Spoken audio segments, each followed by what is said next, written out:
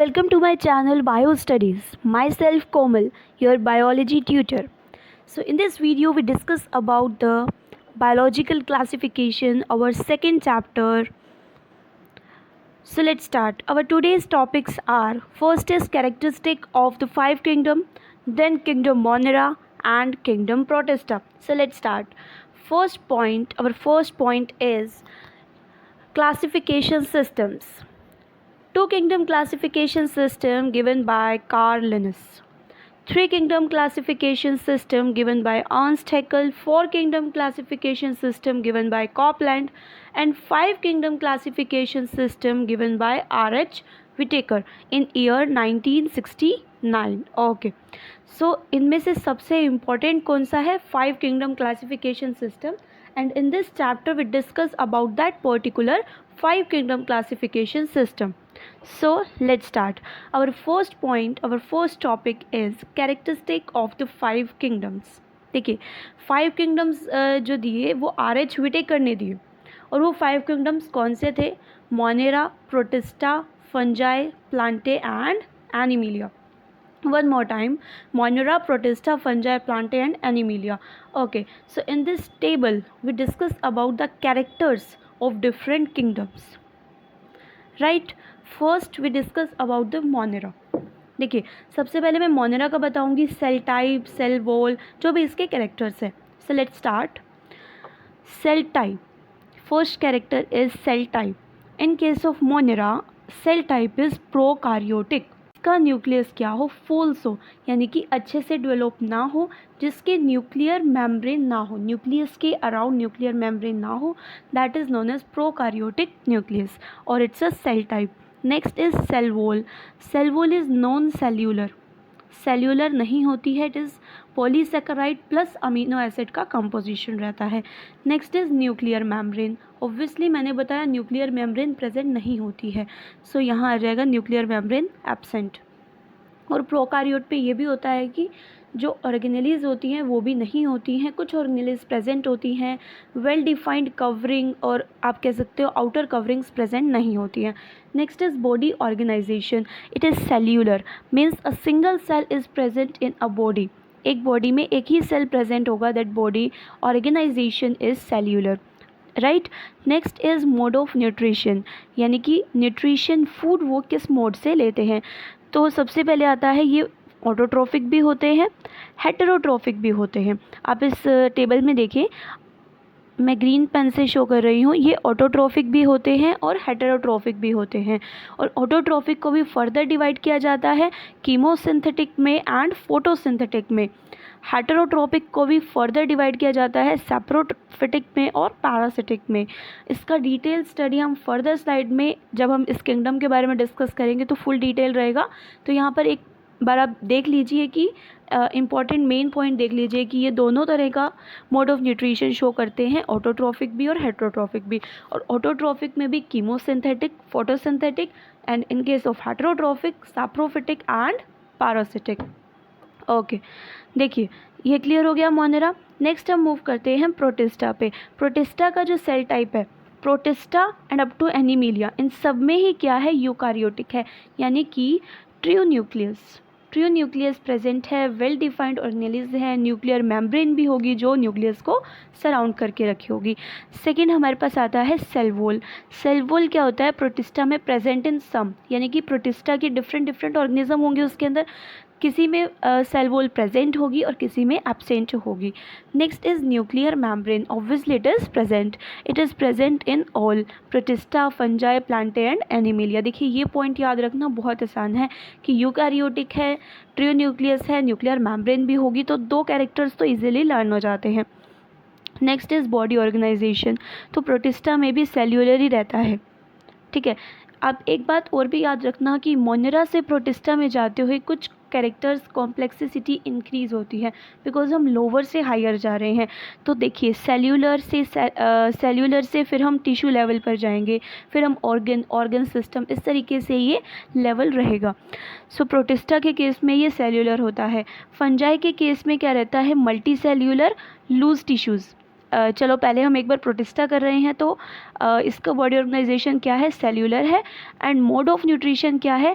Autotrophic and heterotrophic. और autotrophic में photosynthetic है, कीमो नहीं है, हेटेरोट्रोफिक। ऑल राइट, नेक्स्ट देखिए फंजाई। सेल टाइप क्लियर है, यूकारियोटिक है तो न्यूक्लियर मेम्ब्रेन भी प्रेजेंट है। सेल वॉल इसके अंदर प्रेजेंट होती है बट सेल्यूलोज नहीं होता है। आपको याद होगा कि फंजाई की सेल वॉल किस मटेरियल से बनी होती है? काइटिन। यहाँ पर टेबल में नहीं है, मैं यहाँ पर राइट कर रही हूँ, आप देख लीजिए कि it is made up of chitin. फिर आता है बॉडी ऑर्गेनाइजेशन। मल्टी सेल्यूलर होता है, यानी कि बहुत सारे सेल से मिलकर बॉडी बनी है, तो एक टिश्यू बन जाएगा और वो टिश्यू कैसा होगा? लूज टिश्यू होगा, उनके अंदर गैप होगा। फिर आता है मोड ऑफ न्यूट्रिशन। जो फंगी होती है वो अपना खाना खुद नहीं बनाती है, that's why it is not autotrophic, it is heterotrophic. Heterotrophic में भी सैप्रोफिटिक भी होता है और पैरासिटिक भी होता है। ठीक है, सैप्रोफिटिक क्या होता है? जो डेड ऑर्गेनिज्म पर अपना न्यूट्रिशन लेता है, डेड ऑर्गेनिज्म से न्यूट्रिशन लेता है। और पैरासिटिक क्या होता है? कि जो अलाइव ऑर्गेनिज्म के मेटाबॉलिक रिएक्शंस के अंदर अफेयर करता है। ठीक है, तो उनके रिएक्शंस में जाकर उनके रिएक्शंस के मेटाबॉलिक रिएक्शंस को क्या करता है? डिस्ट्रॉय करता है, दैट आर पैरासाइट्स। और पैरासाइट्स की भी फर्दर होता है एक्टोपैरासिटिक है या फिर एंडोपैरासिटिक है, ये हम फर्दर रीड करेंगे। ओके, फिर आता है हमारे पास प्लांट्स। प्लांट्स के केस में आता है सेल टाइप यूकारियोटिक, तो न्यूक्लियर मेम्ब्रेन भी प्रेजेंट है। सेल वॉल सेल्यूलोज का बना है, ये आप सबको पता है, प्लांट्स में सेल्यूलोज का सेल वॉल होता है। बॉडी ऑर्गेनाइजेशन थोड़ा सा कॉम्प्लेक्स होगा, टिश्यू आ गए हैं, टिश्यू भी ऑर्गेनाइज हो गए हैं तो it will form organs. Mode of nutrition क्या रहेगा? प्लांट्स तो ऑटोट्रॉफिक ही है और फोटोसिंथेटिक ही है, लाइट के प्रेजेंस में ही फूड का प्रेपरेशन करते हैं by the process of photosynthesis. All right, next is animals. Animals के केस में eukaryotic, cell wall is absent. ये पॉइंट याद रखना कि एनिमल्स के केस में सेल वॉल नहीं होती है, मेम्ब्रेन्स होती हैं डिफरेंट, ये भी हम पढ़ेंगे, बट सेल वॉल एब्सेंट होती है। न्यूक्लियर मेम्ब्रेन प्रेजेंट है। बॉडी ऑर्गेनाइजेशन थोड़ा सा और कॉम्प्लेक्स होगा, टिश्यू से ऑर्गन, फिर ऑर्गन सिस्टम भी यहाँ पर इंक्लूड है। फिर आता है मोड ऑफ न्यूट्रिशन। हेटेरोट्रोफिक होता है, दूसरे पर डिपेंड रहते हैं फॉर फूड, एंड होलोजोइक रहता है, सैप्रोफिटिक रहता है। ओके, सो ये टेबल क्लियर है, चले आगे। It just a flow diagram दे रखा है कि स्टार्टिंग में हम मोनेरा से स्टार्ट कर रहे हैं, तो मोनेरा में भी बैक्टीरियाज होते हैं मोस्टली, मैं बता ही रही थी नेक्स्ट स्लाइड में, जिसमें यू बैक्टीरिया, आर्ची बैक्टीरिया, फिर प्रोटिस्टा हम डिस्कस करेंगे, फिर हम फंजाई डिस्कस करेंगे, प्लांट्स और एनिमल, इस तरीके से ये चैप्टर होगा। सो देखिए, सबसे पहला हमारा किंगडम रहेगा kingdom Monera. Bacteria are the sole member of this kingdom. इस किंगडम का जो मेंबर है दैट इज़ बैक्टीरिया। बैक्टीरिया आप ये कह सकते हो 99, मोस्टली मैं तो ये कहती हूँ कि मेंबर ही यही है। मोनेरा के केस में हम बैक्टीरियाज को ही डिस्कस करते हैं। And most abundant micro organism, they also live in extreme habitat conditions. Extreme conditions वो होती हैं जो अबव कह सकते हो, कोई भी नॉर्मल ना होकर एबनॉर्मल थिंग्स होंगी, एक्सट्रीम होंगी, as hot springs, desert, snow, deep oceans. So these are extreme habitat. तो ये एक्सट्रीम हैबिटेट्स में क्या करते हैं? रहते हैं। Bacteria are grouped under 4 categories based on the shape। और ये वाला पॉइंट बहुत इंपॉर्टेंट है। Spherical shaped कोकस, road shaped bacillus, comma shaped विब्रियम and spiral shaped spirillum. देख लीजिए, डायग्राम देख लीजिए, बहुत सही से क्लियर हो जाएगा। स्फेरिकल कोकाए, ये देखिए रोड शेप्ड इलोंगेटेड सा है, बेसिलाए स्पाइरल सा है, देखिए फ्लैजिलास भी प्रेजेंट है तो स्पाइरेला, एंड कोमा शेप्ड, इस तरीके से कोमा बनता है, कोमा शेप्ड है तो इसे हम कहते हैं vibrio. So these are different shapes of bacteria. इसके अलावा भी होती है but basic these 4 shapes are very important. ये याद रखना, ये टॉपिक भी इंपॉर्टेंट है। Spherical cocci, rod shaped bacillus, then spiral shaped spirillum and comma shaped vibrio. Next is Archibacteria. So these are the ancient bacteria. They live in harsh habitats. देखिए किस तरह के हैबिटेट्स में रहते थे? सॉल्टी एरियाज में रहते थे तो इन्हें बोलते थे हेलोफिल्स। हॉट स्प्रिंग्स में thermoacidophiles, and marshy areas में, दलदली इलाकों में, that is known as methanogens. And methanogens क्या होते हैं? Responsible for the production of methane gas, toxic gas. Okay, archaebacteria differ from other bacteria, differ है in having a different cell wall structure, because उनका cell wall structure में थोड़ा difference है। देखिए, and this feature is responsible for their survival in extreme condition, extreme habitat. मैंने starting में ही बोला कि ये हार्श हैबिटेट्स में रहते हैं। ये किस लिए रहते हैं? इनके अंदर ऐसा क्या डिफरेंट है कि दूसरे बैक्टीरियाज नहीं रह पाते हैं और ये रह पाते हैं? So having a different cell wall structure is the basic feature that is responsible for their survival in extreme habitat. All right, next is eubacteria. These are the trio bacterias characterized by presence of rigid cell wall. अब हम eubacterias के case में ही mode of nutrition के basis पर next पढ़ेंगे। देखिए, photosynthetic autotroph, chemosynthetic autotroph, हेटेरोट्रोफ, ये सब हम डिस्कस करेंगे। ये मैंने आपको स्लाइड्स दिखाई हैं। मैंने आपको स्टार्टिंग में बताया था कि ऑटोट्रोफ में भी दो पार्ट्स आते हैं, फोटोसिंथेटिक और कीमोसिंथेटिक। फोटोसिंथेटिक ऑटोट्रोफ का एग्जांपल है साइनोबैक्टीरिया। अब इसके कौन से फीचर्स हैं हम स्टेप वाइज डिस्कस करेंगे। First is having chlorophyll A. Chlorophyll A present होगा, यूनिसेलुलर होंगे, सिंगल सेल प्रेजेंट होगा, कॉलोनियल भी हो सकता है और फिलामेंटियस भी हो सकता है। कॉलोनी मीन्स एक ग्रुप में प्रेजेंट हो सकते हैं और फिलामेंट एक इस तरीके से फिलामेंट बनाकर रह सकते हैं। इस तरीके से देखिए, ये फिलामेंट के वे में रह रहे हैं।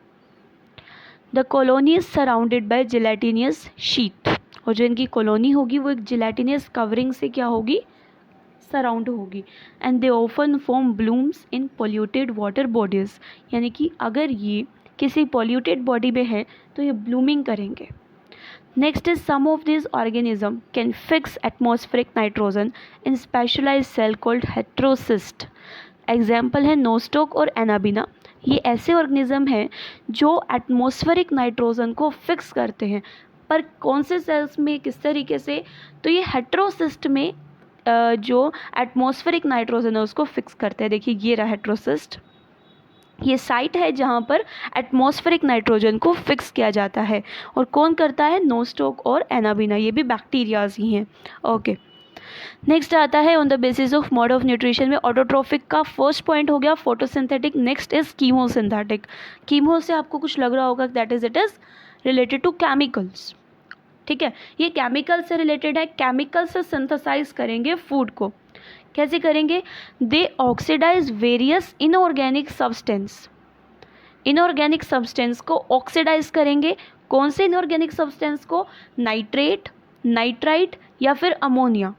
ठीक है, नाइट्रेट, नाइट्राइट या फिर अमोनिया को ऑक्सीडाइज करेंगे, और जो इसमें एनर्जी रिलीज होगी इस प्रोसेस में, इस एनर्जी को यूज़ करेंगे एटीपी के प्रोडक्शन के लिए। मेन हमारा यही रहता है ना, टारगेट यही होता है कि एटीपी कैसे बनेगा, लास्ट में एनर्जी करेंसी कैसे बनेगी, right. So in this way, like ये इनऑर्गेनिक सब्सटेंस को ऑक्सीडाइज करेंगे और जो एनर्जी रिलीज होगी उसको एटीपी प्रोडक्शन में यूज़ करेंगे। क्लियर हुआ? Next is they play important role in recycling nutrients like nitrogen, phosphorus, iron and sulphur. ठीक है, सो मोनेरा किंगडम क्लियर हो गया है, जिसमें बैक्टीरिया सोल मेंबर हैं। हमने उसके पार्ट्स को डिस्कस किया, यो बैक्टीरिया और आर्ची बैक्टीरिया। फिर हमने इसके मोड ऑफ न्यूट्रिशन को डिस्कस किया, दैट इज़ ऑटोट्रोफिक और हेटेरोट्रोफिक। फिर ऑटोट्रोफिक में भी फर्दर फोटोसिंथेटिक और कीमोसिंथेटिक, एंड हेटेरोट्रोफिक में पैरासिटिक और saprophytic. All right, so next kingdom is kingdom Protista. They are unicellular eukaryotes. Unicellular भी है, एक ही सेल प्रेजेंट होगा, और ये क्या है? यूकार्योट्स है, right. Being eukaryotes, the protistan cell body contain a well defined nucleus and other membrane bound organelles. Protista reproduce asexually and sexually bioprocess involving cell fusion and zygote formation. asexually में और sexually में ये भी हम discuss करेंगे। Both mode of reproduction are there. सबसे पहले protista का ही ये पार्ट है, आप कह सकते हो। These are types of Protista organisms को डिफरेंट डिफरेंट कैटेगरीज में रखा है प्रोटिस्टा में। सबसे पहले आते हैं chrysophytes. First is chrysophytes. This group includes diatoms and golden algae, जिसे हम बोलते हैं डेस्माइट्स। क्या इनके अंदर आता है? डायटम्स आते हैं और गोल्डन एल्गी आती है, और गोल्डन एल्गी को बोलते हैं desmids. The cell wall in diatom, the cell wall form two thin overlapping shell which fit together as in a soap box, कि वो इस तरह का उनका स्ट्रक्चर रहता है सेल वॉल का। फिर आता है the walls are embedded with silica and thus the walls are indestructible. इस ऑर्गेनिज्म की, डायटम्स की, कि वो सिलिका के साथ एम्बेडेड होती है, दैट्स वाई जो इसकी वॉल होती है वो इंडिस्ट्रक्टिबल होती है, वो टूट नहीं सकती। And thus diatoms have left behind large amount of cell wall deposit in their habitat. Obviously अगर वो डिस्ट्रक्टिबल नहीं है तो वो लेफ्ट बिहाइंड रहेगी एंड एक अकोमुलेशन क्रिएट होगा, and this accumulation over billion of years is referred to as diatomaceous earth. ये पॉइंट बहुत रियली बहुत इंपॉर्टेंट है, ठीक है। And they are the chief producers in the oceans. ये वाला पैराग्राफ बहुत ज़्यादा इंपॉर्टेंट है, ये याद रखना। नेक्स्ट आता है डाइनोफ्लैजिलेट्स। ये भी इसी का ही पार्ट है प्रोटिस्टा का। They appear yellow, green, brown, blue और red depending upon the main pigment present in their cell. Pigment के बेसिस पर इनके अंदर कलर के अंदर वेरिएशंस आते हैं। The cell wall has stiff cellulose plate on the outer surface.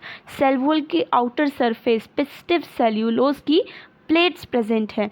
And red dinoflagellate, जिसका एग्जाम्पल है gonyaulax, undergo such rapid multiplication, वो इतनी फास्ट मल्टीप्लाई होता है that they make the sea appear red, जिसे हम बोलते हैं red tides.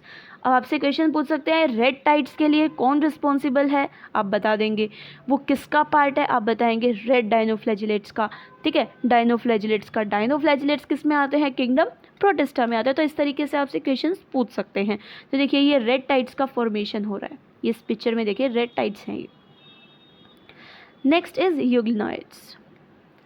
Instead of cell wall they have a protein rich layer, जिसे हम बोलते हैं पेलिकल। इनमें वॉल, सेल वॉल नहीं प्रेजेंट होती है, इनके पास एक प्रोटीन रिच लेयर प्रेजेंट होती है जिसको हम पेलिकल बोलते हैं, which make their body flexible, जिसकी वजह से इनकी जो बॉडी होती है काफ़ी फ्लेक्सिबल रहती है। Though they are photosynthetic in the presence of sunlight and when deprived of sunlight they behave like heterotroph by predating on other small organism. इस पैराग्राफ से आपको क्या समझ आया कि जब इनके पास सनलाइट होगी तो ये फोटोसिंथेटिक शो करेंगे, ये फोटोसिंथेटिक बिहेवियर शो करेंगे, और जब इनके पास लाइट नहीं होगी, in case of absence of sunlight, they behave like heterotroph by predating, ठीक है, ऑन अदर स्मॉलर ऑर्गेनिज्म। मतलब मोड ऑफ न्यूट्रिशन इनको लेना है आइदर बाय फोटोसिंथेटिक मेथड और बाय हेटेरोट्रोफिक मेथड। ग्रेट। और ये यूग्लिनॉइड का डायग्राम भी दे रखा है। फिर आता है slime mould. They are saprophytic protist, dead organic matter पे, डेड डिकेइंग मैटर पे, isn't it? Under suitable condition they form an aggregation. Suitable condition क्या होता है? जब उनके हैबिटेट के लिए suitable temperature, suitable pH, suitable light, suitable climatic condition होगा, उसे हम बोलते हैं एक specific suitable condition. They form an aggregation, they form an mass, जिसे हम बोलते हैं प्लाज्मोडियम, विच में grow and spread over several feet. यहाँ पर आप देख भी सकते हैं ये सब स्लाइम मोल्ड है। But during unfavourable condition the Plasmodium, देखिए फेवरेबल कंडीशन थी, सुटेबल कंडीशन थी, एक एग्रीगेशन बना इनका जिससे हमने बोला प्लाज्मोडियम। बट जैसे ही वो फेवरेबल कंडीशन चली गई, मीन्स टेम्परेचर उनके लिए सुटेबल नहीं है, क्लाइमेट नहीं है, एक अनफेवरेबल कंडीशन आई, और इस कंडीशन में द प्लाज्मोडियम जो फेवरेबल कंडीशन में बना था, it differentiate and form fruiting bodies bearing spores at their tips. अब उनके टिप्स पे स्पोर्स प्रेजेंट है, ठीक है, and the spores are extremely resistant as they possess true walls, ठीक है। Next category is protozoa. They are heterotroph and live as predator or parasite. There are 4 major group of protozoa. First आता है amoeboid protozoa.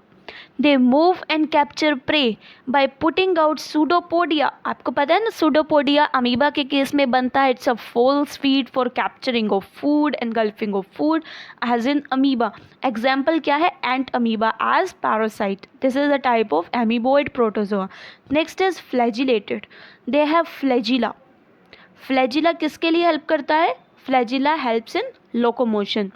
The parasitic forms cause disease such as sleeping sickness. ये भी एक important point है, इस point को भी mark कीजिए, ये इंपॉर्टेंट है. स्लीपिंग सिकनेस कौन कोज करता है? ट्राइपेनोसोमा. इस सब के अभी मैं डायग्राम लास्ट स्लाइड में शो करूंगी. ठीक है, स्लीपिंग सिकनेस कौन शो कर रहा है? ट्राइपेनोसोमा. नेक्स्ट आता है हमारे पास ciliated. These are aquatic, actively moving organism because of the presence of thousands of cilia. अच्छा, cilia और flagella में एक बेसिक डिफरेंस रहता है कि flagella का साइज काफ़ी बड़ा होता है, having a large size, और cilias बहुत छोटे छोटे हेयर लाइक स्ट्रक्चर्स होते हैं. ठीक है, काम इनका भी मूवमेंट का होता है, लोकोमोशन में ये भी हेल्प करते हैं. नेक्स्ट, अच्छा, सीलिएटेड प्रोटोजोआ में पैरामीशियम आता है. फिर आता है Sporozoa. includes infectious spore like stage in their life cycle. और infectious spore इनके अंदर क्या रहती है? स्पोर स्टेज रहती है. और इसका एग्जांपल है प्लाज्मोडियम. प्लाज्मोडियम क्या है? एक मलेरियल पैरासाइट है. प्रोटोजोआ शो करे हुए हैं सब, ये सब एग्जांपल्स हैं प्रोटोजोआ के. देखिए फर्स्ट जो पिक्चर आपको दिख रही है किसकी है? This is the picture of ant amoeba. Ant amoeba. And this picture is of trypanosoma, sleeping sickness, trypanosoma. And this picture is of paramecium. paramecium की है ये पिक्चर. और ये पिक्चर किसकी है? प्लाज्मोडियम की है. ठीक है, ये पिक्चर मलेरियल पैरासाइट प्लाज्मोडियम की है. ठीक है, our first part of biological classification chapter completed. Okay, chapter होता है फर्स्ट पार्ट बायोलॉजिकल क्लासिफिकेशन का. इन केस अगर आपको कोई डाउट है तो कमेंट सेक्शन में आप डाउट को लिखिए अपना, and I definitely solve your doubt. So thank you, thanks for watching, keep supporting my channel.